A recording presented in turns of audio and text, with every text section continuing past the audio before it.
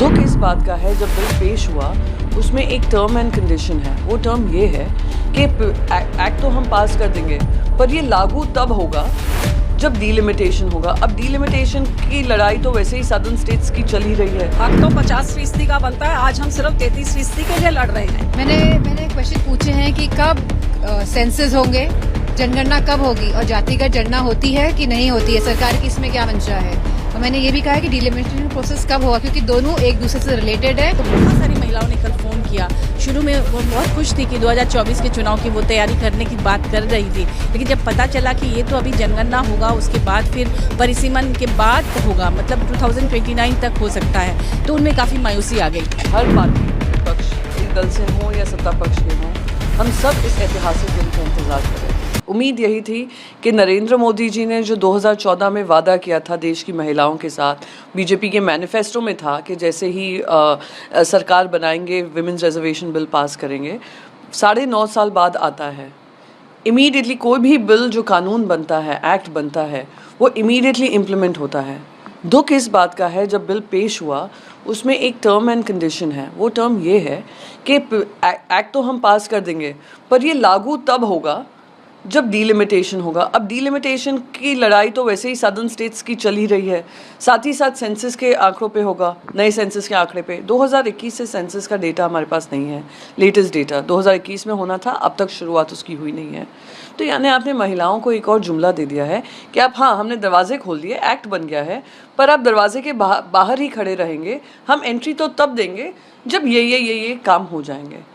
तो ये जुमला है और दुखद है कि इतने ऐतिहासिक चीज़ को, जिसकी लड़ाई संघर्ष हम 30 साल से लड़ रहे हैं, जो हमें कॉन्स्टिट्यूशनली मैंडेटेड था, पर हमें डिनाई किया जा रहा है। जितना उत्साह था और जितनी खुशी कल थी, मैं कह सकती हूँ कि सरकार ने पूरी तरह उस पर पानी फेर दिया। और शायद ये मेरी भावना देश की सारी औरतें महसूस कर रही हैं, जिन्होंने समझा कि 75 साल बाद आखिर में कोई प्रधानमंत्री और सरकार पूरी बहुमत वाली आई है जो औरतों को उनका हक देगी। हक तो 50% का बनता है, आज हम सिर्फ 33% के लिए लड़ रहे हैं।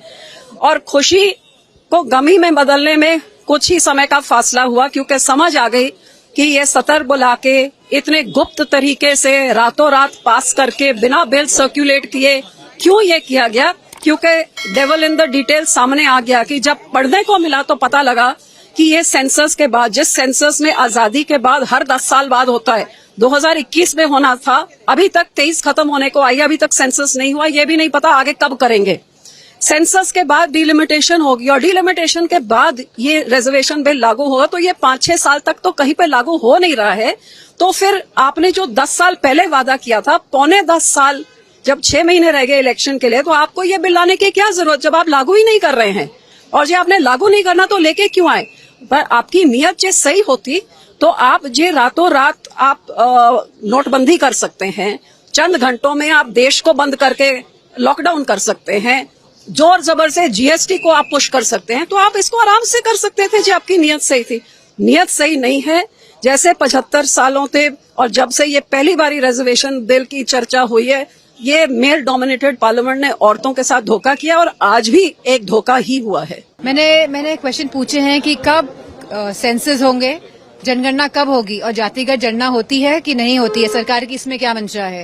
और मैंने ये भी कहा है कि डिलिमिटेशन प्रोसेस कब होगा, क्योंकि दोनों एक दूसरे से रिलेटेड है एंड हमारा जो वुमेन रिजर्वेशन बिल है वो इन दोनों चीजों पे डिपेंडेंट है। So it is very important कि the government clarifies on all the issues and all the facts. हमारी पार्टी झारखंड मुक्ति मोर्चा तो इसकी मांग करती रही है। आपको पता होगा कि झारखंड में महिलाओं के लिए पंचायत चुनाव में 50% आरक्षण रहा है और बहुत बड़ी संख्या में महिलाएं पंचायत चुनाव में मुखिया का चुनाव लड़ी हैं, जीती हैं, जिला परिषद चुनाव जीती हैं, अध्यक्ष बनी हैं, उनमें काफ़ी क्षमता है ट्राइबल महिलाओं में भी। तो हम लोग चाहेंगे कि इस विमेन रिजर्वेशन बिल के अंदर ST SC OBC के लिए भी अपना स्थान रहे, क्योंकि नहीं तो इंडस्ट्रियलिस्ट के घर की महिलाएं या ब्यूरोक्रेट्स के घर की महिलाएं, राजनेताओं की महिलाएं घर की वो हावी हो जाएंगी और जो ग्रास रूट लेवल की थोड़ी गरीब तबके की महिलाएं हैं वो क्षमता रहने के बावजूद पिछड़ जाएंगी। लेकिन ये है कि मैं चूंकि झारखंड में विमेंस कमीशन की चेयरपर्सन रही हूँ और अपनी पार्टी JMM की भी विमेन विंग की सेंट्रल जनरल प्रेसिडेंट रही हूँ, तो बहुत सारी महिलाओं ने कल फ़ोन किया। शुरू में वो बहुत खुश थी कि 2024 के चुनाव की वो तैयारी करने की बात कर रही थी, लेकिन जब पता चला कि ये तो अभी जनगणना होगा, उसके बाद फिर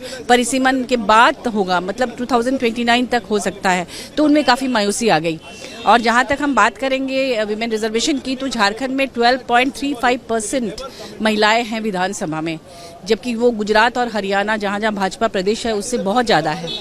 तो हमारा स्टेट तो ऐसे ही आगे है, इसलिए हम चाहते हैं कि उनको अगर आरक्षण मिल जाए तो बहुत कुछ करके दिखा सकते हैं। और राज्यसभा में जहाँ की 10% है, अभी लोकसभा में 14% है, तो इनमें भी बढ़ोतरी हो।